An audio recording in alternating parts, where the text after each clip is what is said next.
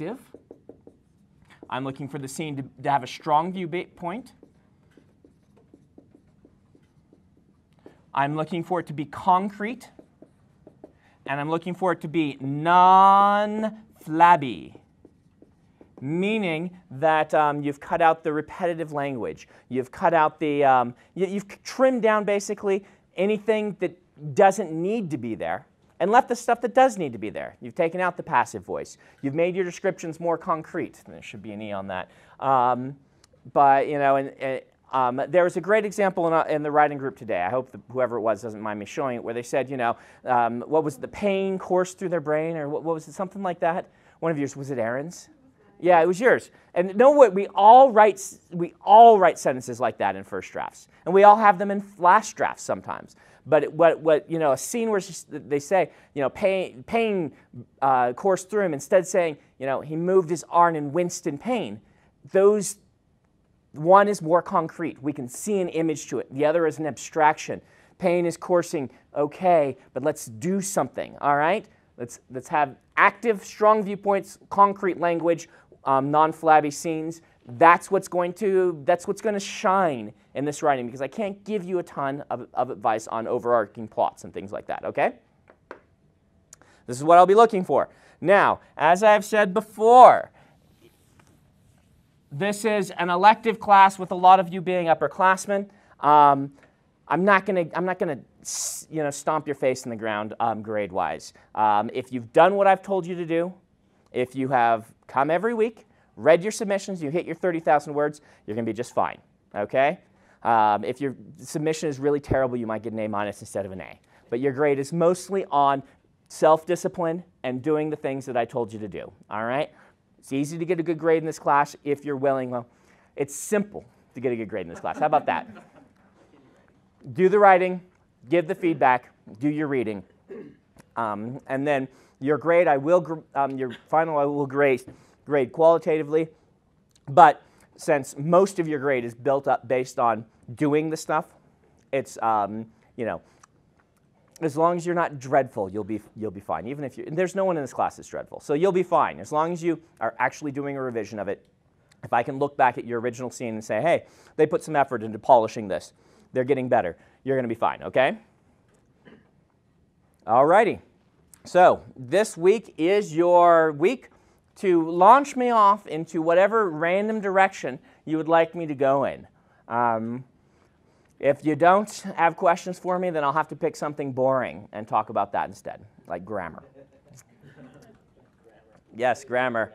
What's that? I said I really like grammar. You really like grammar? You're a grammarian? Okay. Teaching grammar. Okay, okay. I have a question. Mm-hmm. I get the sense from some of your writing that some of these stories have been bouncing around in your head, thank you, for a long time. Yeah. Do you usually compile these on paper, or do they just kind of bounce around in your head until you're ready to start writing? I do a little bit of each. If it's an idea that's not connected to a story yet, I will sometimes stick it in my file of cool things that need to be used someday.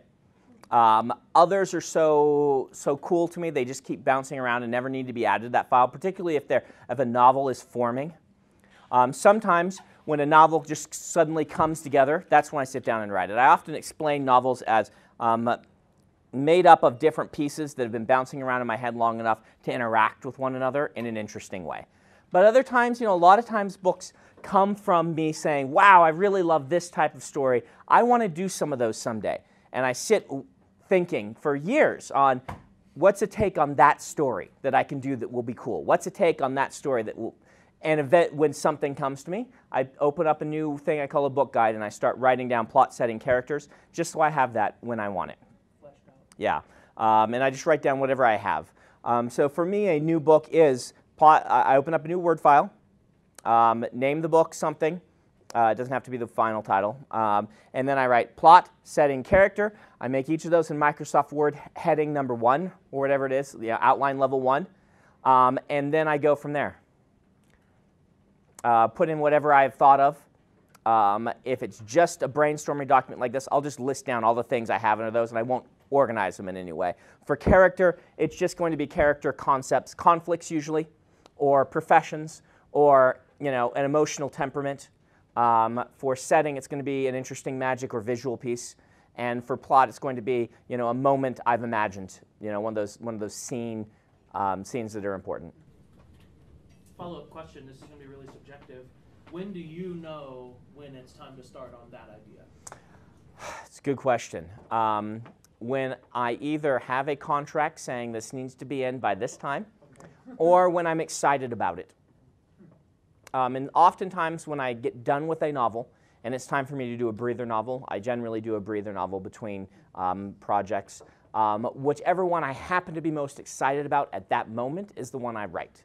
There could be 6 of these that have book guides growing for them that I want to write someday, and I'm only really excited about one of them at that moment. I've seen a movie that's like that, or I've had a breakthrough on that one recently, and so that's the one I write. Where the others, maybe if I had finished this other book a month later, I would have written one of those.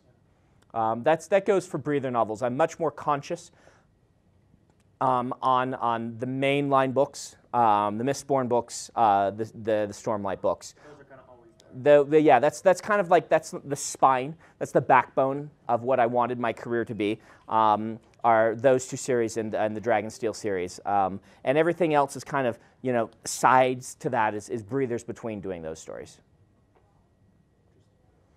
So, right, well, we're going to work our way back. We'll get to you next, but okay, well, I just want to work in order. So here, have an orange one. I don't like those. Thank you. Reader trust. Yes. If anybody else had written Way of Kings, Yeah. then it would not have gotten published or read. Yep. So there are some things that you can do as an advanced writer that you can't do as a getting into it writer. Yes. What are some other things besides just length of books that you want to avoid, not because it's bad, but because you don't have the trust built yet?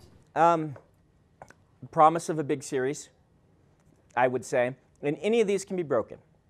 You'll notice that Pat Rothfuss broke out with Name of the Wind, which is a very long book with a non-traditional story structure, breaking a lot of rules, so to speak. He had a lot of trouble breaking in. When he did it, it was awesome. And there's a reason why we didn't publish Way of Kings as my second novel, even though the editor had it, and it's the second book of mine he read after Elantris.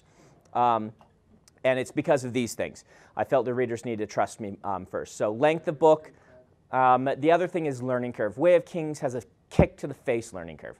And unless you trust me as a writer, even if you trust me, those early chapters are difficult to get through. And I knew writing the book, this is the book I wanted to tell. That's one of those things. It's like, if I were reading this as a new author, I'd be like, man, your learning curve is off the charts. If I read Way of Kings, I'd be the same way. I'd be like, you're just being way too ambitious. But with the trust of the readers, it has become my best-selling and most popular book, because readers read it and like, oh, I trust Brandon, this is going to be awesome. And because of the foundation and groundwork I'm able to lay, I can write a book that is that much more awesome, at least in my opinion. Okay. You mentioned non-traditional story arc. What are some things about that? Okay. Well, the non-traditional story arc for Pat's book. Let's look at how Pat's book is non-traditional. Because in some ways it's traditional. Young orphan who studies and learns magic and power. This is a classic story trope. The non-traditional method of it is changing tenses. Starts in past tense, moves to first person, or third person omniscient or limited, and then moves to first. Right? That's a non-standard sort of thing. Any of these non-standard things, they are both awesome to separate your book from everything else, but also increase the kind of eyebrow raise that it gets, both from readers and from editors, because they're like, can they pull this off? Does that make sense? How that would be, they can both be the coolest thing about your book and the thing holding it back? Elantris being 250,000 words was that. They look at it and they're like, great writers can pull off a 250,000 word book. You're nobody. You probably can't. It's not maybe right of us to all think that, but it's how we do. So he did that. Viewpoint shifts. He does not have a climax, really, to his book. His book is 1/3 of a book, which is a really bad idea to be your first book that you're marketing both to readers and editors, unless doing it another way undermines the integrity of the story you're trying to tell. So not giving us a full book is another one of those things. It was too long. But it was fantastically written, and it was interesting, and it was charming, and it had all these things going for it as well. You write the book you want to write, be aware of what's holding it back. If there are things it doesn't need, change them. If changing them undermines the integrity of your work, write the work you want to write, okay? But I want you to be aware of these things. That's why it's, being able to say to an editor, this is a standalone book with sequel potential is the better thing to be able to say. If your book is not that, don't lie. Pat Rothfuss's book is not a standalone book with sequel potential. This is the first of a trilogy. It is. It ends in the middle. And, you don't want to lie, but it is a check mark against it. Okay, thank you. All right. Yes. I've been really interested in collaborative fiction lately. Okay. For example, Terry Pratchett and Stephen Baxter's Loner. Okay. What are your opinions on that? Does it work? It certainly works for some people. Okay. A couple considerations. It's a good question to ask because it's not something I have in my standard list of things to talk to you guys about. But everyone I've talked to who does it says that it is not half as hard. You don't put 50% each in. You usually end up putting like 85% in each. So it's a lot more work to collaborate. Okay? Some people are natural collaborators and some people are awful collaborators. And you won't know what you are until you try it. I warn against doing it as a new writer just because so many new writers I know have tried to collaborate with someone who is not as aggressively interested in doing the writing. And it kills the story because you finish your chapters, they don't finish theirs. And then where do you go? However, some tips that I've heard Eric Flint give. He does a lot of collaborative writing. What he does is he says, number one, divide the work first, all right? Okay? And there are two basic ways to divide the work. One, you break it by viewpoint. All right? You both collaborate on a story and an outline. You come up with it together, and then you say, you're going to write this character, and I'm going to write this character. And the less they interact with each other, probably the better. So it's like, this viewpoint cluster here and this viewpoint cluster here. You're going to do this one, I'm going to do that one, or whatever it is, Maybe you've got 4, and you're going to take this one, and I'm going to take this, whatever. You just divide it out however you want to do it.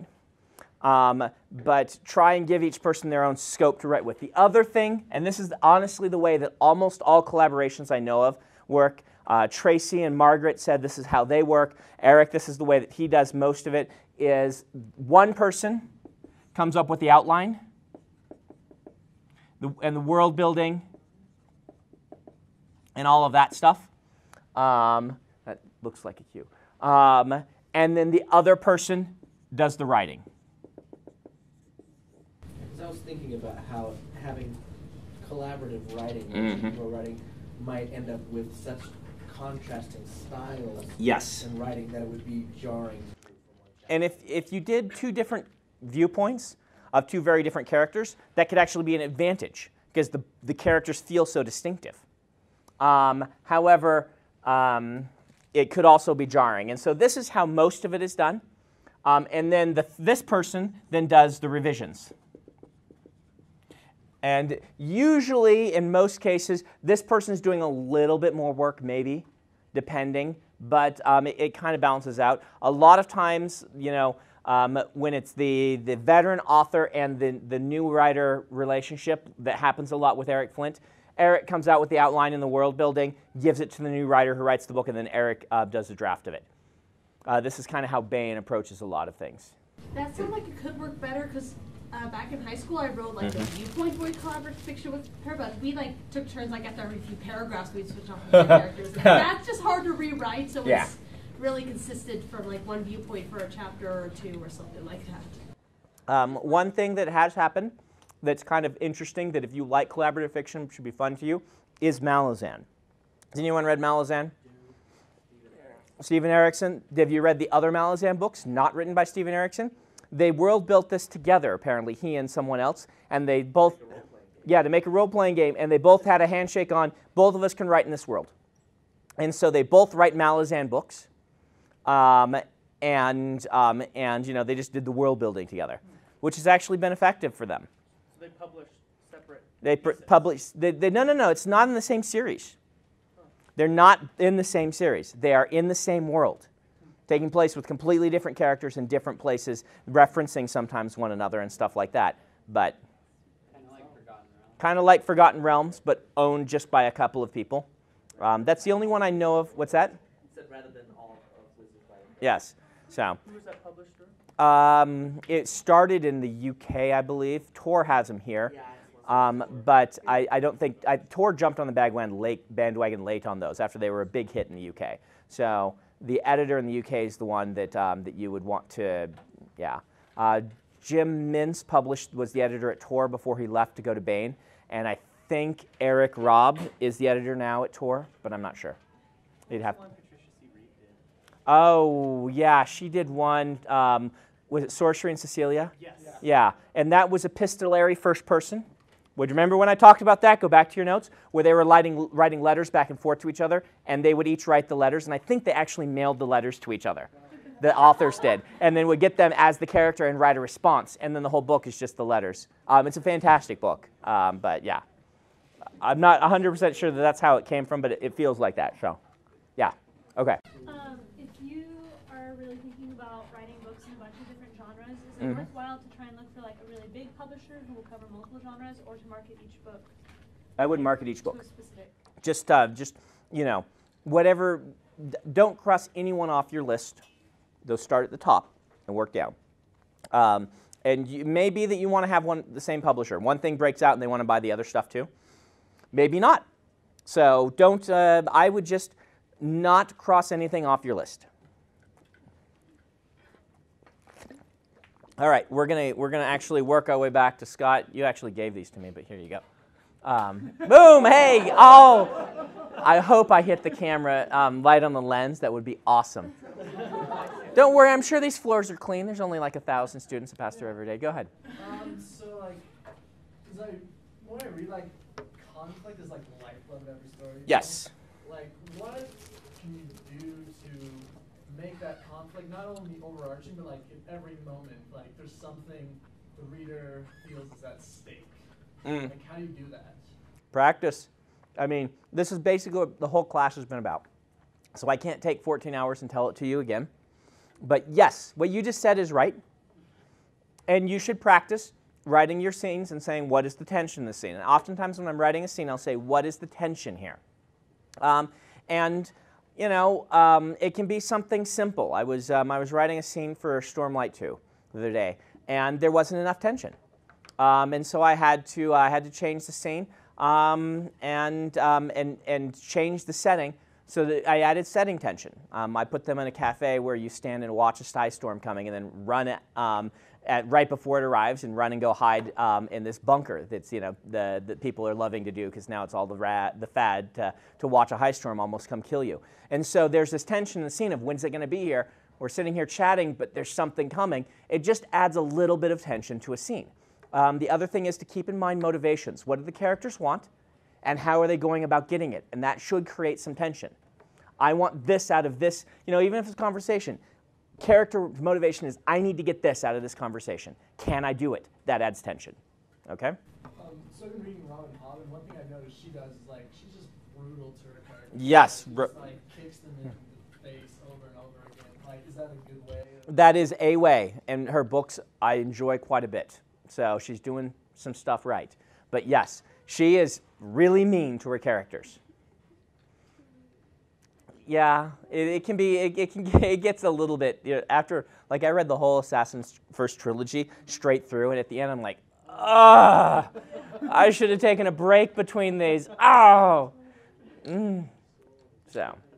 But when I took this class 10 years ago, one of the things Dave said was, put your characters through as much pain as you can, and don't let up. That's one of his guiding rules. Do you subscribe to that, or? I don't subscribe to that. I write different sort of stuff. I like to have highs and lows and ups and downs. Dave said never let your characters cry to release that emotion. I feel like I want to have the release valve, particularly in a 1,000-page book. It's much better advice in a 100,000-word book. You know, a lot of thrillers you'll notice don't let up. They just keep it going. They're meant to be read in one sitting, and they rip you through that book, and they use every dirty trick that they can to keep you going. And I call them dirty tricks because they are kind of dirty tricks. They're time effective, but the reason they're quote-unquote dirty tricks is if you keep doing them too much for too long, it will spoil the experience. But if you do them in a short burst for a short novel, you just go through the book and are done. This is if you watch the television show Lost. This is what Lost did. Lost used all the dirty tricks. And then a lot of viewers got fatigue of the dirty tricks after a while. That sort of thing. You know, cliffhangers that don't go anywhere are one of the big dirty tricks. That's like the huge one. But also, character always in pain. Characters can never release their pain. Everything always gets worse. That sort of stuff. All right, there's another question. We're gonna work up this time. So there you are. What's one piece of advice you know now? I'm trying to get it on the table so that it wouldn't go on the floor, but it did anyway. What's a piece of advice you know now that you wish someone would have told you when you were just starting out? Wow. Yeah. I would Get an accountant is what Brandon said. get an accountant. Don't stress too much about the early books. Just write them. But the thing is, I didn't stress too much about the early books, and I just wrote them. So that's not really good advice for me because I did it automatically. I don't know. I mean, I had to muddle my way through this, and I don't think there's any big piece of advice that would have changed anything dramatically for me. Just keep at it. Hey, you've got my swag. Sweet. All right, question. All right, so you write full-time. Yes. But I'm wondering, what advice would you have for those who have a day job that they enjoy, Oh. but would also like to write? Well, I would say, good for you, you lucky person, to have a day job that you enjoy and also want to write. This is a good place to be. Writing can be all-consuming. You're just going to have to find the time for it and put it in that box and try to not let it escape. Because what you don't want to do is if you have another job that you like, you don't want to shortchange that job with your writing, which it's going to naturally try to do. One will try to shortchange the other. And so you'll just have to get really good at compartmentalizing and saying, this is my writing evening. I do this twice a week. I sit down, I do my writing. Or, you know, maybe the job that you like is standing on an assembly line doing stuff, and you can be thinking the whole time, and it won't shortchange you. But if, you know, the job you like otherwise is teaching, then you can't be sitting and thinking about your books. Yeah. Were you going to give advice on that? You raised your hand, or? No, but I have that problem. I love Right. my day job. I'm a full-time faculty member, so all I do all day long is teach. Right. And the job follows me home, so finding the time to do it Yeah. and not sit there and think, oh, I'm grading this paper, but now I'm daydreaming about my world. Yeah. And that's a really hard thing if you've got a job that's all-consuming. Particularly, there are jobs that are easier to mix with writing, jobs that are harder. Programming is very hard to mix with writing. They flex the same muscles, the same creativity. Teaching is very hard to mix with writing. Again, you're doing creative sort of things in the classroom, plus it's the type of job that you take home with you.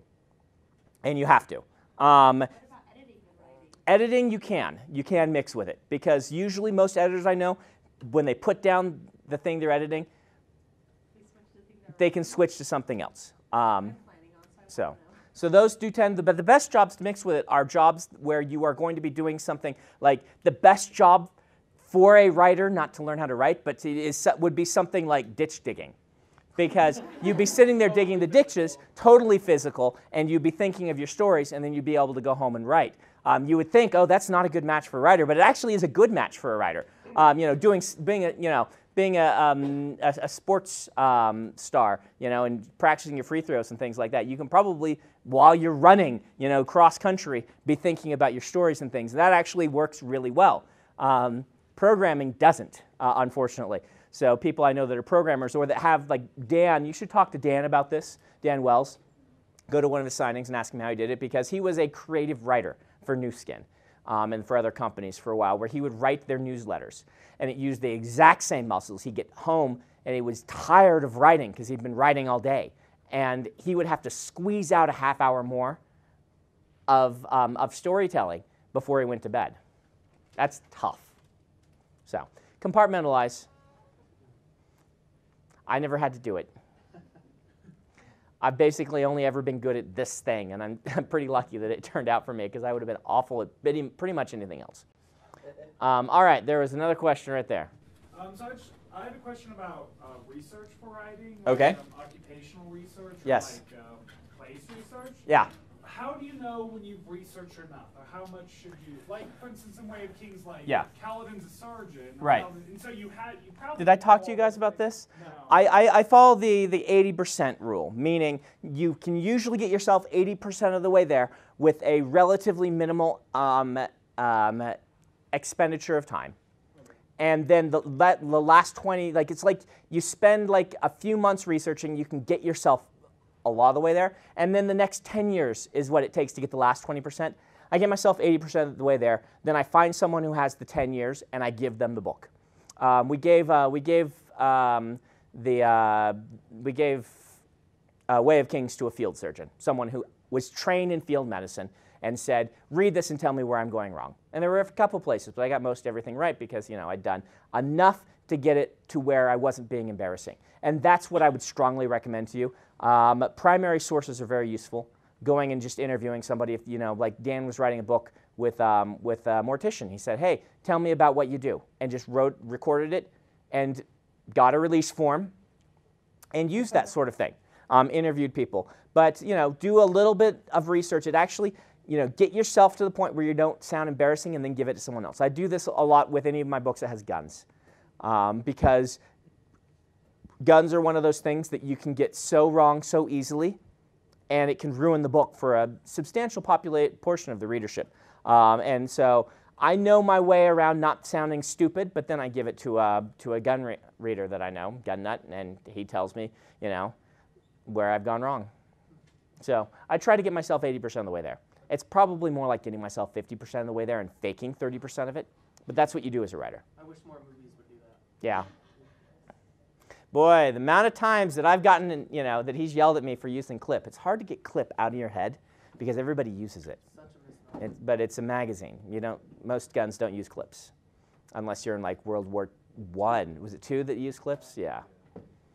Yeah. Well, you can still get them now. Yeah, you still can. Yeah, no one uses them. So, yep. What you think of as a clip is a magazine. And yeah. Clip looks like this, I think. Tell me if I'm wrong here, but here's your thing of bullets. And they're like tied together thing, and you stick that in.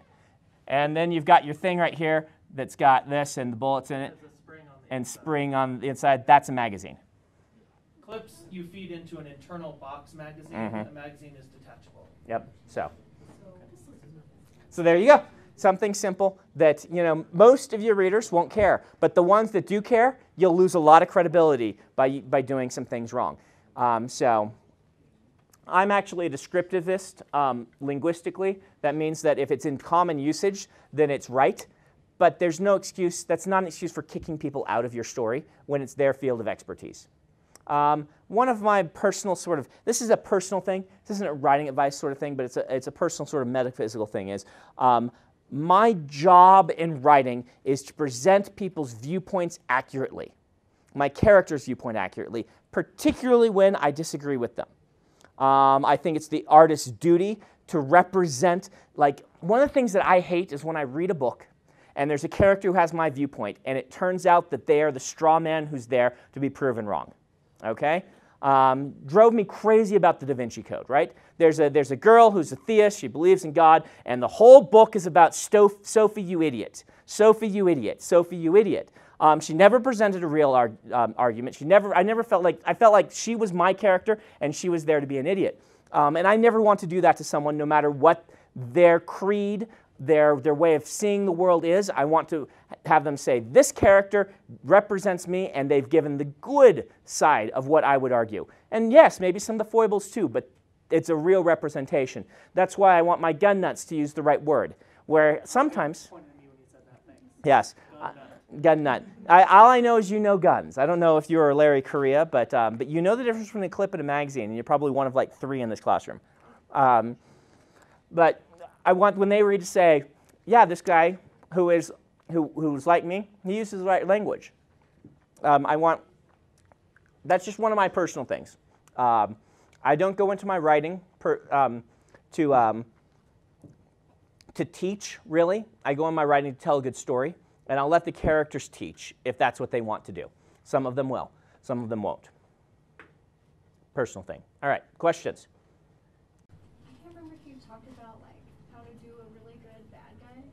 I don't know that we talked too much about villains. We talked a little bit about it. We talked a little bit. How does the villain, in order to be a villain, they have to like have some good end that they're going for. They can't consider themselves to be evil. Well, there are some who do, occasionally. But for the most part, every character is a hero in their own story, or at least a protagonist. Even if they don't view themselves as a hero, they will have objectives and motivations, and they will justify them.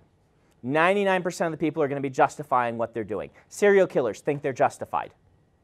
The worst people in the world think that they're justified in what they're doing. They may not believe that what they're doing is right, but they'll think that they're justified.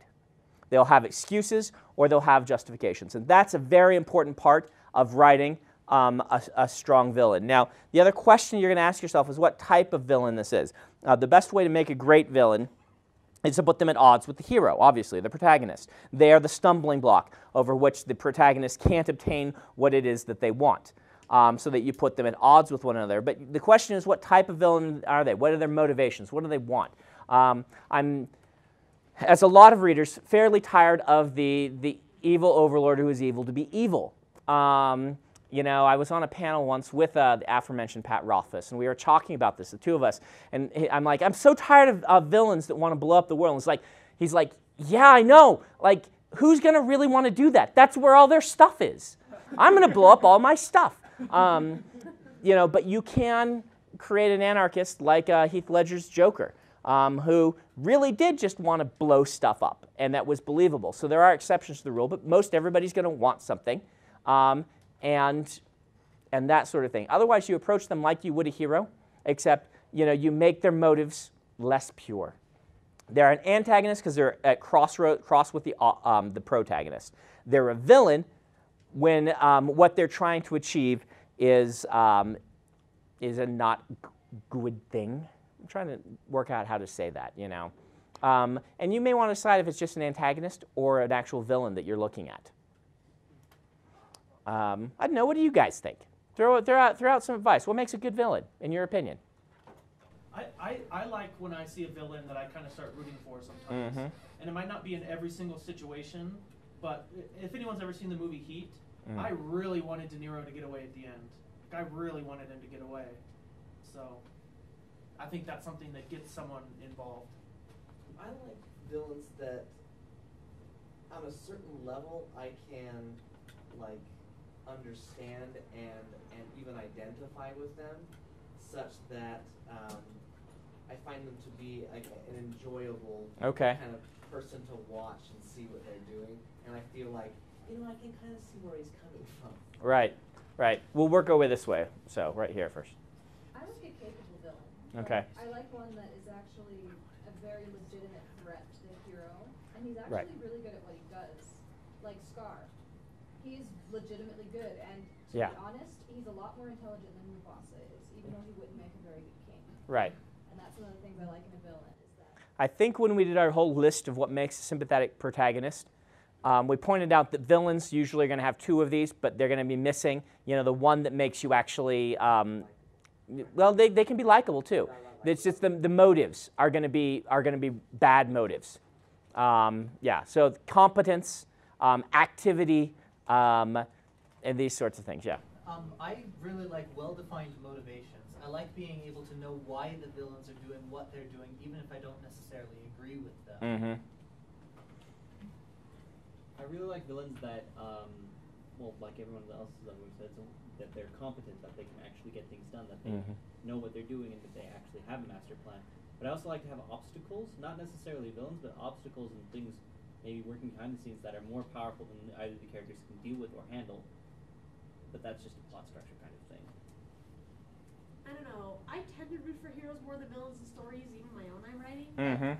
For me, sometimes the villains I tend to actually like are ones that I love to hate, just because maybe they are so devious and cunning, or maybe because just I really do not agree with what they're doing, so I want to see them taken down. The opposite of those, like people like love villains, but I just like the ones that I love to hate. I was gonna say that they want more than one thing. They don't just want to destroy the hero. They want a plethora of other things. You know, they also want something for their significant people in their lives, and just that they're more than just like out to destroy the hero. They become very interesting by having their passions. You know, one of my favorite villains of all time is the guy from Die Hard, Snape, when he's in Die Hard. I like him as Snape too, but you know, in Die Hard, it's like, you know, this guy is just a thief, but his passion for being an awesome thief. But don't call him a thief. But don't call him a thief. Yeah, don't call him just a thief. Right. Like, is so cool, and he's so interesting, and he's just a miserable human being. Like, there's nothing really redeeming about him except for the fact he's so competent and he's got a passion. And that passion, even if his passion is ripping everyone off, you know, that moment where he gets the locks to open and it's like, you know, the music is playing and it's like majestic that he's done this. I shouldn't be talking about R-rated movies on BOA campus, I suppose, but we've all seen it edited, right? Yeah, since we've all seen. Yeah. So, all right. Let's just do two more over here. Oh wait, we'll do three. Yeah. I think it's fun when you have villains who have some amount of redeemable qualities. Mm-hmm. Not all villains, but if you have a villain where you can say, like, even objectively speaking, he isn't or she isn't all bad. I just think it makes it a lot more interesting. Yeah. More believable. I really like having it not clearly defined who is going to win. Okay. Mine is sort of a follow-up, not a villain follow-up. Is that okay? It's about villain stuff. Okay. Is there a danger in presenting someone very early on as the clear villain bad guy, and then by the end of the story sort of resolving everything into everybody being in a morally ambiguous situation? Is that No, there's nothing wrong with that. I mean, you've got to have your triumph somewhere else. There needs to be some sort of resolution. It doesn't even have to be a triumph. There has to be a resolution, a satisfying resolution. This is something to keep in mind. We'll get to you two next. No one else raised their hands on this one though, because we got to. But you've got to have a satisfying resolution, which is fulfilling on the promises you made. And if your promises are, you know, these characters will either get together or not, you've got to deal with it. Not dealing with it is unsatisfying. Dealing with it and having it fall apart is satisfying but sad. And separate unsatisfying from sad, and you'll be okay. So if your promises are in the book that, you know, we are going to defeat the villain, realize that you've got to do something with that. But if your promises are we're going to come to learn more and grow and understand, if you can give those promises instead, in the ending where it's like everyone's morally ambiguous and was this guy really a bad guy, that can be a satisfying promise. Right here, and then we'll go to Abraham. It's good to have a villain that you know you kind of like, but be careful that you don't make him too likable. One of my biggest problems with Thor, the movie, is that I really like Loki. And the entire time I was like, go Loki! Stupid Thor, he's just a dumb jock. Yeah. And it's really bad to like the villain a lot more than the hero. Sorry if everybody likes Thor. I'm probably one of the few that does prefer Thor. Everyone I know prefers Loki, probably because of what you said. And it got better in the Avengers. However, that movie was just me going, go Loki! They could have made a great Go Loki movie. About halfway through, they ruined Loki, I felt, in that movie. That's going off on something else, where that first half is go Loki, and then it's, now I'm just a random evil villain. I was really disappointed when he did that. I wanted him to be more. With very undefined, like, goal, yeah. shooting out of space. Yep. All right.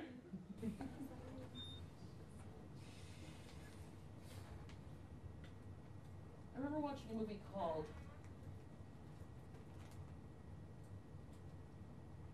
Wreck-It Ralph. And the guy said that he wanted all of these things, and he wanted to become a good person, but he was bad. It didn't matter what he did, he couldn't switch who he was in that perspective. And eventually realized that he could do bad things, but ultimately have a good purpose, and that's one of the things I liked about that movie. Yeah, I would say that that's an excellent example of the difference between antagonist and villain. He thought antagonist was the same as villain, when by the end of the movie what he realized is, I can play the antagonist in this role, but not actually be the villain. It was a good movie. I really liked it. All right, let's go to another question, on to another topic. Okay. Now, keep in mind that you may have said this on one of the days Yes. that I wasn't here. Yes. I'm going to give you a... There you are. Thank you so much. It's a world-building question. I know we're to avoid getting trapped in the endless cycle of world building. Yes. Is there a warning sign when you know that, oh, I should just stop now? Yes. And it has to do with output. Make goals for yourself. If you're not achieving your goals, then reassess. If your goal was wrong, or you're spending too much time on something else. A quick rule of thumb. Most people will write between 250 words and 750 words an hour. 750 is a lot. 250 to 500 is going to be where a lot of people are, okay? That's one thing to keep in mind, just so you can kind of gauge yourself. But if you're wanting to do this professionally, now remember, world builder's disease, if you want to have world builder's disease, and you want to do this, and that is what's fun to you, there's nothing wrong with that. We're not making moral judgments about what your goals are. But if your goal is to write professionally, you need to be able to produce a book. I would say if you're not producing one book every 2 years, in sci-fi fantasy specifically, you've got to look at what you're doing, okay? Now, you can find outliers. How often does Connie Willis produce a book? If you go look at her bibliography, she's probably doing one every 3 or 4 years. And she's one of the most well-respected authors in science fiction right now. So there are going to be outliers. But as a new writer, if you're not hitting whatever those goals are, then look at it.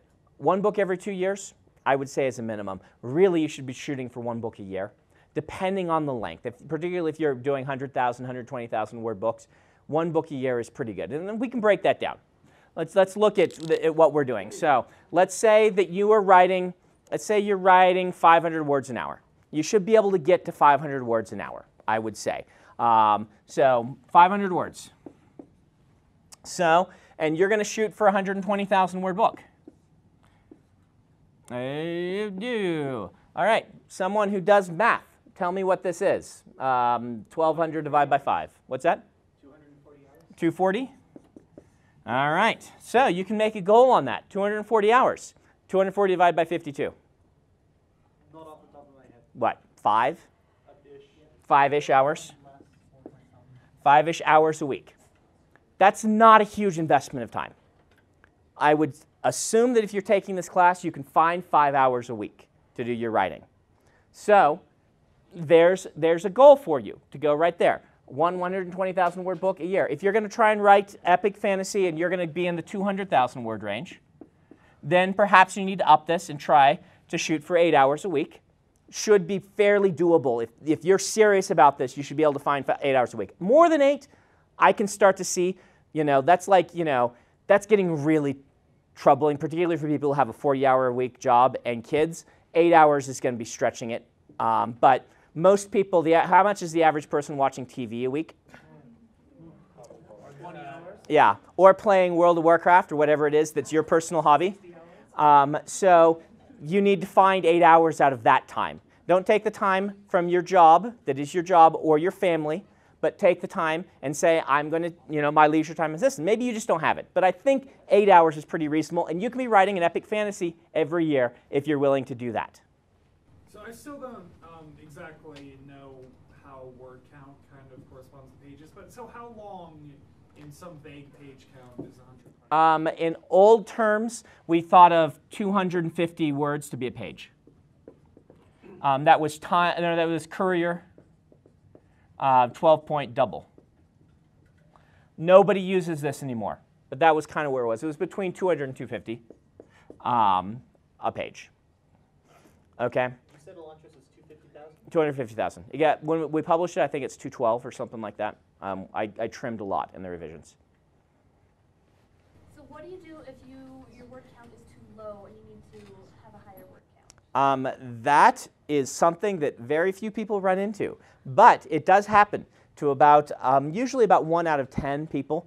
I think I've mentioned before ends up being low on that. I would say you need to add a subplot, which is a conflict related to the character interactions or to the character's personal passion and motivation.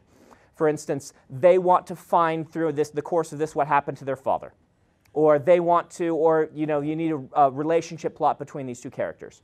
Your overarching plot is something completely different, but you're going to add that in. Or the character is searching for the most delicious, perfect apple that has ever been in existence, and so every town they try an apple. Something like that. Add a few of those things to add complexity. The other main way to add to your word count is to add another viewpoint character. Okay? There was one over here, I think. No? Maybe? Yeah. Well, I was just thinking that if you feel it's too short, another option is with Amazon these days, Yeah. to make shorter novels. Just You snap can. those out like once every 3 You months can. and keep selling them like that. My novellas have done very well on Amazon and in ebooks. They're in print and ebook, but they sell way better on ebook. And so it's a perfectly viable strategy these days if that's what you do naturally. And you feel the stories are strong that way, don't inflate them just because. But if you're having trouble hitting your word count goals, that's you feel like you want the book to be that certain length, those are things you can do. We touched upon this a little bit when we were talking about contracts and publishing. Yeah. You publish different genres of your own fiction with different publishers. I do. Okay. But it's getting muddied. It used to be I had one children's publisher and one adult publisher, but I've given the adult publisher some children's books and gone to a different children's publisher for a different set of children's books. And so basically it kind of comes down to what we think is the best deal, where we think we want to be with a given story, which publisher we think is more enthusiastic about it. The reason I'm not at Tor with Steelheart is I felt they were more enthusiastic about The Rhythmatist, way more enthusiastic than they were about Steelheart. And so selling them Steelheart when someone else was really enthusiastic about it felt like the right move to be. So I know it kind of depends on the readers, but how do you judge how many viewpoints you should go to? Like I've heard you should. I mean, I've heard varying opinions. Okay. Like you should only do 1 or 2, but some authors do tons of different viewpoints. You'll notice that most authors, barring insanity, which some of them are insane, they'll start the book with fewer viewpoints and then expand as the series progresses. If people often point to the Wheel of Time, but that book, the Eye of the World, I think had 2 viewpoints, maybe 3, and Rand is the viewpoint for the entire first half of a 300,000 word book. So there's 150,000 words of one character before you add a second one, and that works very well. There's no answer to you. Each additional viewpoint adds learning curve and complexity, and that's just what it does. It's going to lengthen the book, add complexity, and add to the learning curve. But the complexity and learning curve are part of what's fun. It's going to also make your story more immersive, more expansive, and these sorts of things. New writers, tell the story you want to tell. I would not go over 4 for a new writer, but that doesn't count throwaways, where you do a viewpoint from someone's viewpoint for like 1 chapter just to show a cool perspective. Mistborn, Elantris and Mistborn were both 3, and that worked really well for me as a new writer. 3 primary viewpoints in a given book.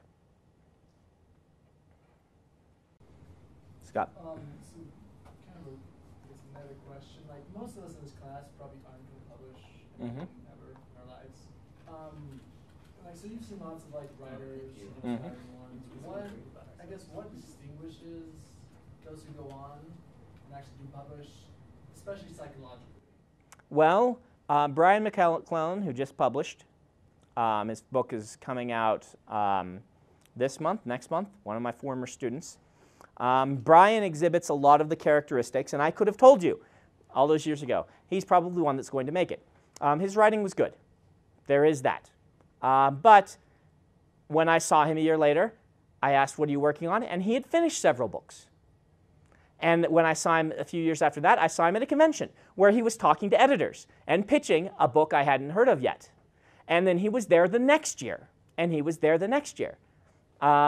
He did not give up. He went and wrote a lot of books, and he got published. He has a book coming out from Orbit. So there's that. Jancy was the same way. Those are two that I can point to that are students that they got published. They just kept writing books. And that's really the thing that's going to probably distinguish a lot of them. They keep writing. They love writing. They say, I'm going to do this. And it probably will take you 10 years. It takes about that much time.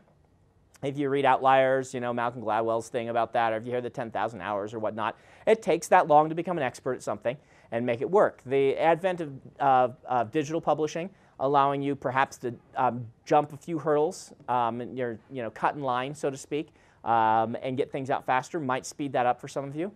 I don't know. Joe is not having a whole bunch of success doing that. You heard him talk about it, and he's another one that's been very dedicated and working very hard. And so far, not much at all for him. A couple $100 a month, I think he said when we asked him or whatever. But,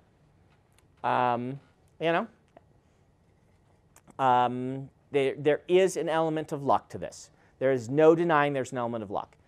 You can improve your luck. You can work hard.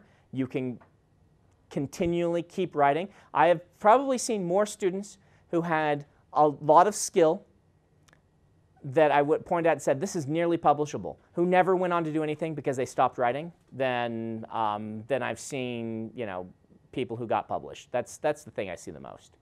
I see that way more than I see the people who keep at it and then don't end up getting published. So, do you mind if I maybe sort of answer that question, but see if maybe Go for it. Yeah, go for it. Still disagrees. Because I work as a journalist, which is also very, very competitive. Yes. Very difficult to get into, and people always ask, how do you get into that as well? The thing I've observed in my limited experience is that the people who make it don't quit and don't sell out. You don't get a job offer from some other place and say, oh, I can settle for that. You have to have that goal, and you have to want it more than you want anything else. Because the people who keep trying and don't quit are the people that eventually make it, one way or another. Yeah, Jane, you're right in the throes of this. Tell us about it. Oh, well, I got another rejection letter, yay. But she wants to see more of my writing, so yay. Send her a new book. I was just going to say, when I was living in England, I met an agent there, and she was talking to this big creative writing conference in Cambridge, and she just got up there and said, don't do this if you can think of anything else to do with your life. And we all sat there looking at her like, what? And she says, I'm serious. If you can conceive of any other job and being happy at it, then you probably won't make it in this field because it's awful. See, people say that a lot. People say that a lot. I'm going to add the nicer side to it. I do think that there is a place for people who want to write as hobbyists, write a good book, and not make a career out of this, particularly with the advent of digital publishing and things like that. And everyone always told me things like that. They really did. I took those, I just ignored all of that. I'm like, I want to write books. If what you want to do is write books, then who cares? Write the books. You should be doing this because you enjoy writing the books. And so if this, and you say, yeah, I can do that, I want to do that. I want to. If you're willing to die with 70 unpublished novels, then that's the type of person that sometimes makes it. You have to be willing to do it anyway. If that's what you want to do, then that's fine. Do know that, Dan is a direct contradiction of that. He got a day job, one that took away from his writing because he had a family. His family was more important to him than writing was important to him. Otherwise, he could have gotten a dopey job like me, but his family would have had terrible standard of living. He got married early and had kids. He still made it. He made it. It took him, 4 or 5 years more than me. His first book that he sold was still his 6th book. Launchers was my 6th. It just took him a couple years longer to get there because he was doing all these other things. So yeah. Ignore the people who say stuff like that. They're trying to scare you away, and they have good reasons for doing it. But this is what you should be excited about. If you're excited about writing stories, then you've already won. Okay? And you pick your time frame. Don't let me pick your time frame for you. I'm just trying to say what would happen here. If what you say is, I want to write a 120,000-word book, and I'm going to do it every 3 years because I have all this other stuff going on, and that is fun to me, and I want to have these and share them with my friends, and maybe they'll sell, and maybe they won't, who cares? Go ahead and add it up, find out how fast you write, set your goals, and do it. And that is perfectly acceptable. Don't let anyone tell you otherwise, all right? Okay. Speaking in terms of family, I know you're an LDS person who's Yes. married with children. Yes. How do you make that work while also being a writing? Is it hard to not take work home? No, because, I mean, I'm lucky. Or if you would have come to me, 10 years ago, I would have been like, oh, man, all my friends are married and I'm not. But I didn't get married till I was 30. Elantris was already out. Mistborn was coming out. I was able to make a full-time living as a writer the second year of my marriage. So, I mean, I can work 12 hours a day and spend 4 hours with my family, which is more than most dads get to spend with their family. That's a lot of time. So it's actually not that much a problem. I did have to do some of this compartmentalization that I was talking about, where when I'm done with my writing, it's time to be done. I don't go out with, and keep working. I put it out, I play with the kids, I spend time with my wife, and then when they go to bed, I go back to work. That's what I want to do. That's fun to me. That's enjoyable. But I did have to do that compartmentalization. I think it's healthy. So do you sometimes write 12 hours? Yeah, that's not uncommon. If I'm not doing something, if I'm not here, if I'm not doing something, I'm writing. I mean, what else am I going to be doing? I don't, it's not like I'm going to sit down and turn on the TV. Their stories are worse than mine. So. Well, I guess that's one positive side of having work and fun be the same thing. Yeah. So, if I'm not spending time with my family, teaching my class, or, hanging out with my friends, which I do, I'll do that and things like that. But, 12 hours is not uncommon for me to work, but it's not like I'm thinking, this horrible 12-hour day. I get up, I go to work, I get done, I go spend time with my family, everybody goes to bed, I go back to work and keep working on my stories, unless I have something else to do. Is that 12 hours that you're writing? No. Or are you like 12 hours in your workspace? I'm 12 hours in my workspace answering emails, writing, building outlines for something new, thinking about what I'm going to write, sitting and staring at the screen, tapping on my computer with one eyebrow cocked.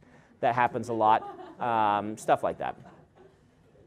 I work like kind of, if you go look at what the modern, I've noticed there's studies on it, like the modern programmer work. It's kind of like one of these things where it's like, done, some stuff done, woo, big productive moment, okay, we finished a chapter, okay. It's like that curve. People have done a lot of studies on it, and I follow that normal curve. So, average output for me recently has been 3,500 words a day. So I'm basically right around, if you look at the actual writing time, I'm right around the 500 words an hour. Because of that 4 hours, there's going to be a lot of email and working on other stuff and whatnot. But yeah, 30. I think I was 38 last night. I actually record it when I'm working on a big book like this, just to make sure that I'm hitting, reasonable goals. The most I've ever, I can do 5,000 some days, but not consistently. So. It'll be like I'll have a 5,000 day. It's like, people talk about the well metaphor. And the well metaphor is a real one, where you dip things out of the well, and so the water level lowers. And then you kind of have to wait for things to kind of come back up before the creativity starts going again. And so it's really hard for me to get over 5,000 words in a day, unless I'm at the end of a story and I'm just kind of, everything's already there, and it's momentum and things like that. So yeah. Okay, here and then there. I guess on that same kind of a note, is there ever a situation where you're sitting, you're just tapping, and like nothing is happening, where you feel like it's more productive to just walk away and stop staring at the screen? Yeah, that does happen. When do you decide to do that? I have a lot of practice of knowing my own writing style. Most of the time when that's happening, I need to like go to the gym or just get moving. The we didn't talk about writer's block at all in this class, did we? Let's do a little talk about writer's block. Because writer's block, it's this weird thing, okay? Because doctors don't get doctor's block. You don't go to your mechanic for the day and say, change my oil, and they're like, mechanic's block. I can't undo those screws. It doesn't happen, but it happens to writers, where we're like, you know, writer's block. And the trick is, writer's block is so tricky because it's kind of like if you go to your doctor and you say, I'm tired some of the time.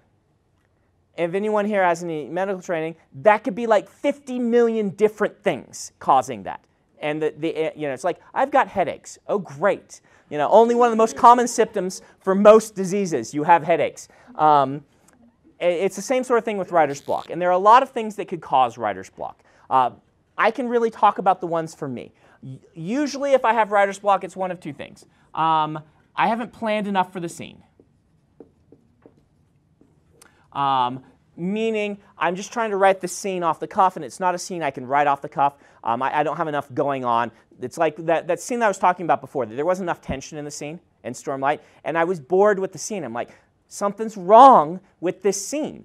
And I actually, you know, that's one of the times where I just stood up and like just went for a walk. I'm like, what's wrong with this scene? Why, you know, this should be interesting. Clever things are being said. Character motion is happening. And then it came to, I'm just like, there's just not enough tension. It's not interesting because there's no tension to the scene. And so I came back and found a way to add tension. This happened to another scene with me where it felt like the whole scene, and I talked to you guys about this one, that everyone was talking heads. They were just talking.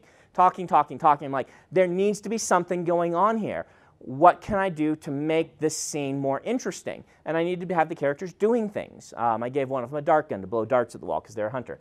And they're practicing with their darts. I think I talked about that. But so these are things that we were gonna, it just added a nice visual. It's a character thing, something visual we can see. He wants to use the dart gun so he can actually hunt the way that it's meant to be done. It tells us about the character. Plus then there's a character where, you know, you're standing in a room with this person blowing darts and they're passing by you kind of too close, making you uncomfortable. There's more tension to the scene.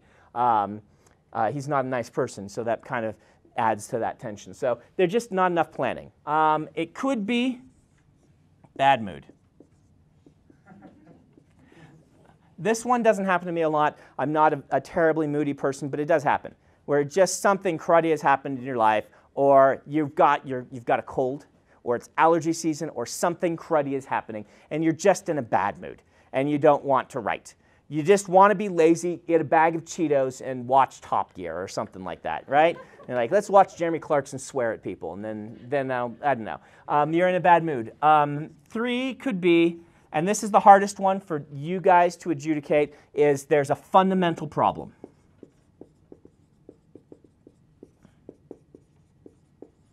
That is persistent in something that you're doing, that your subconscious as a writer is telling you, something's off here, buddy. This is just not working.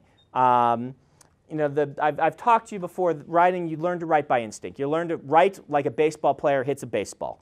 That's what you're going to do. All this stuff that I talk about, these are things I don't do a lot in the moment. These are things that when I step back, I say, okay, what's wrong with the scene? And then I can start to analyze it, and the answers start to come to me. When I'm writing, I'm like, oh, that's cool. Yes, this is funny. I need to have a clever quip here. I need a character moment here. I do them by instinct. I just do them. And that's what you're going to want to learn to do. This is why we're teaching you to write a whole bunch and start to be familiar with your process.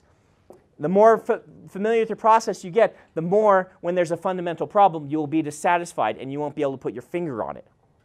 The thing about it is, oftentimes, these two can be fixed easily by writing the scene anyway. Writing it kind of maybe poorly. And if it's this one, it's going to not turn out quite as well as you want. If it's this one, honestly, most of the time, it turns out just fine. Like, I had a big conversation with Cory Doctorow about this once where he's like, people, you will find that you will write these scenes that when you're in a foul mood, that you're like, this is the worst scene ever. And that those will be one of people's favorite scenes. This happened to Robert Jordan a lot, too, he'd say. And that's because sometimes when you're in this mood, your writing skill hasn't changed. You're still writing great stuff, but you just can't quite see it. And so writing the scene anyway, it'll turn out well, often if this is the reason. It'll turn out poorly if this is the reason, but your subconscious will work on it and you will fix it. When you sit down to write the next day, you'll be like, I should have had people doing something. This scene is boring because of that. You'll reread it and be like, oh, I can fix this. I'll just toss this one aside, save it in my deleted scenes file, and I'll rewrite it with this fix.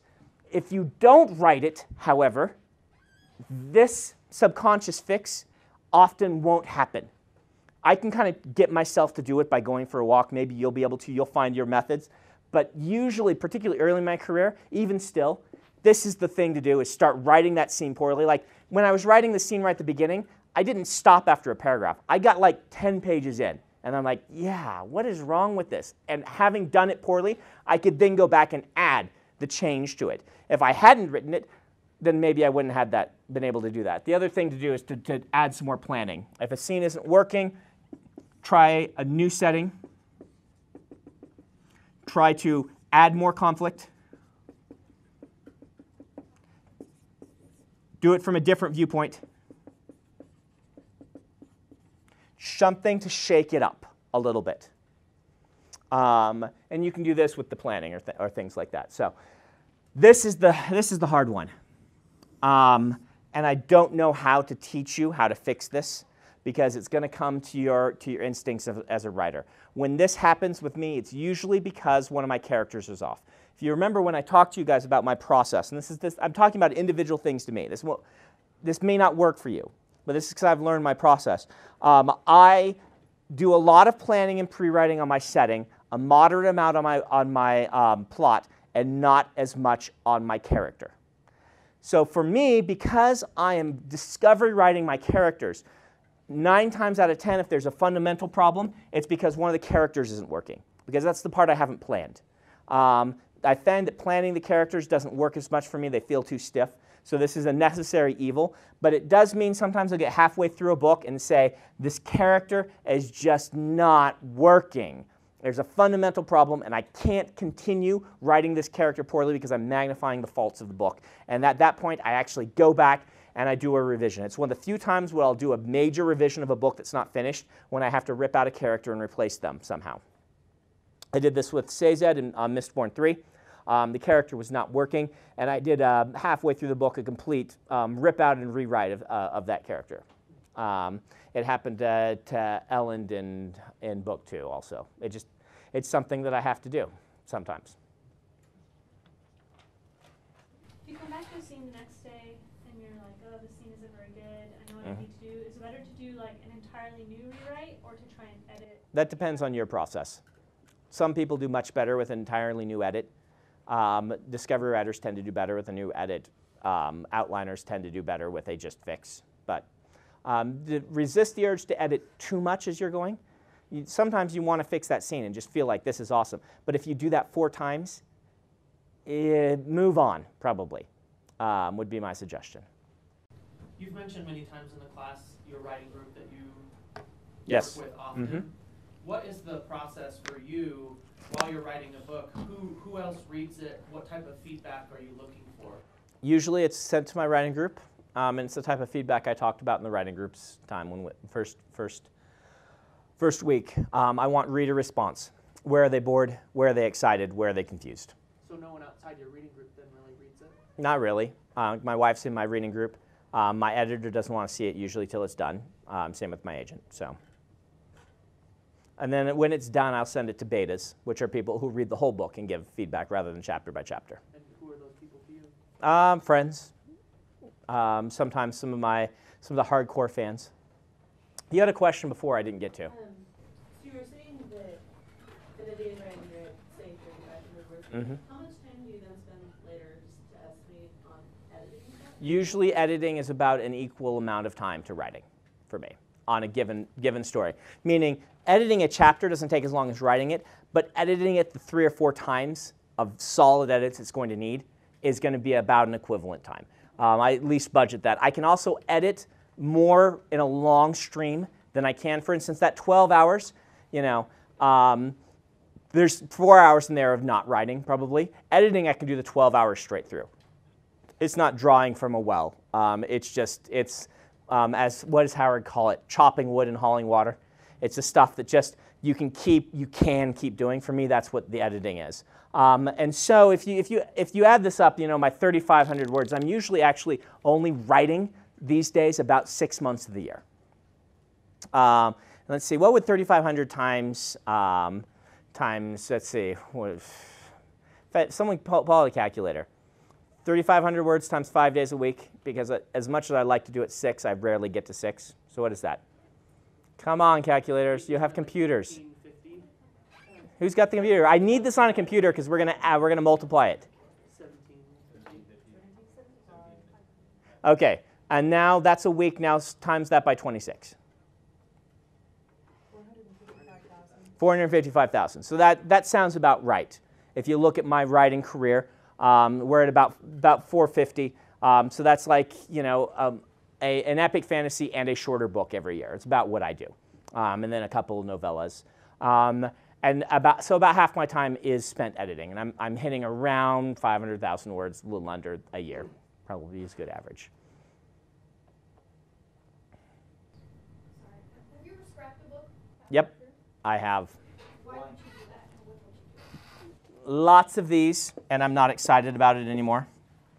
I wouldn't suggest you do that very often as a new writer. The first book I scrapped was book number 9. And it was these. I had these and I wasn't excited about the book. The second book I scrapped was number 17 or 18. These problems again.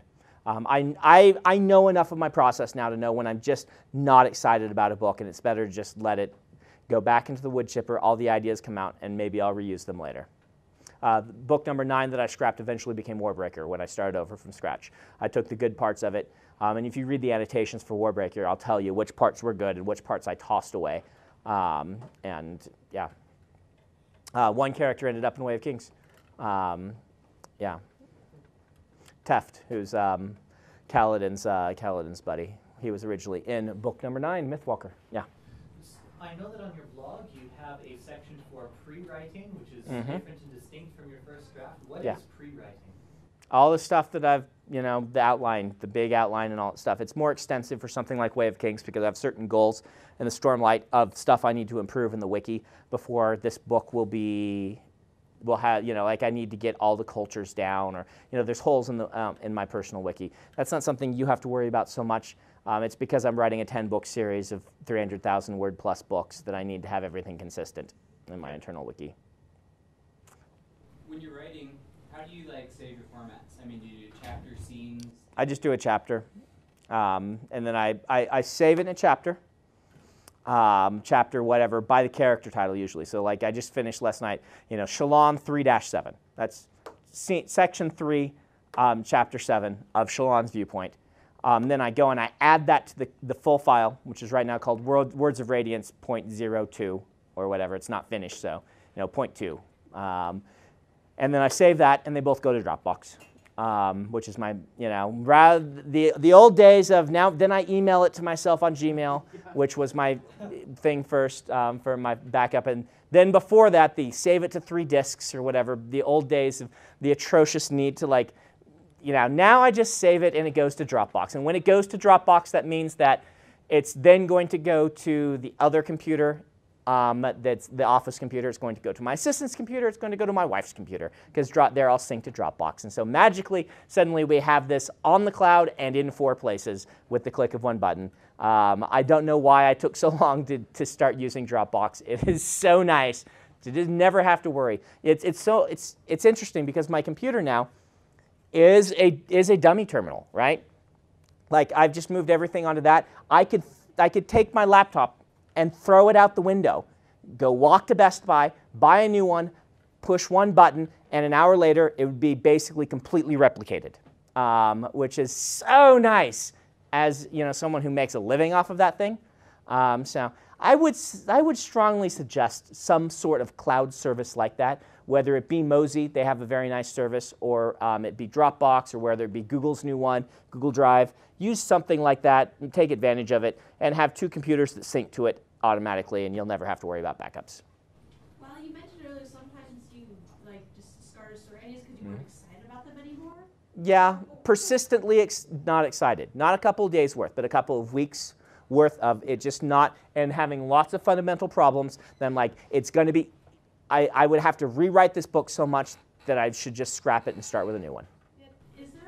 Are there methods you discover like you're really excited about them, especially if it's supposed to be like, I don't know, maybe a sequel for one of your trilogies you've done or something? No, I just don't let myself not be excited about them. Everything I've scrapped has been a side project. I don't, you know, at some points you just have to say, you know, if a major book isn't working, you can't scrap, you can't just dump it. You then say, I have to put all of this work into fixing it. You have a contract. That's what you do. Yeah. I recall you saying in LTUE that Mistborn 2 was very difficult. Yes, it was. What was that? I'd never written a sequel before. I wrote a sequel. I'd never written one before, and I wrote one. Okay. You're just going to have to do these things on your own. These sorts of things are too personal to the writer, meaning what I say is not going to, you have to do it. You have to do it yourself. Okay? Okay. All right. We're going to do this question, then we're going to let you go to writing groups. How do you get being bored of your story? Realize that almost all authors will get bored with the story. Dan, we share the story on Writing Excuses a lot of Neil Gaiman, who once called his agent at 75% mark through his book and said, this book is awful. It's the worst book I've ever written. And his agent laughed at him and said, you do that on every book. Do you realize this? And he hadn't realized that at 75% point, he always hates his book. You will get to points where you are bored with your book. Doing this for your scenes is one way to make sure that you're not. Realizing that everyone, that this is work, and it is a slog. What you can confirm to yourself is by going back to a few chapters you've written before and reading them, you should say, wow, those are better than I remember, or that's actually really readable and kind of interesting. And that if you're able to do that, then the book is probably still going all right. You just need to push through that middle part, make sure you're making each scene as exciting as you can and doing interesting things. And then maybe in the end, once you're done with your book, you'll need to cut it by 15%, but that does happen to a lot of us. And being able to see the reason for this is, and I'm glad you asked that question, is I can't look at you and tell you when it's this or when you're just in the normal, I've been working on this book for a year and a half and I really want to be done with it. And I can't tell the difference between those two for you. So for most of you, that's why you should just pretend it's this one and finish the book anyway until you've got the instincts later on that'll tell you when it's one of these. All right? Okay, guys, we'll do this again next week with more questions.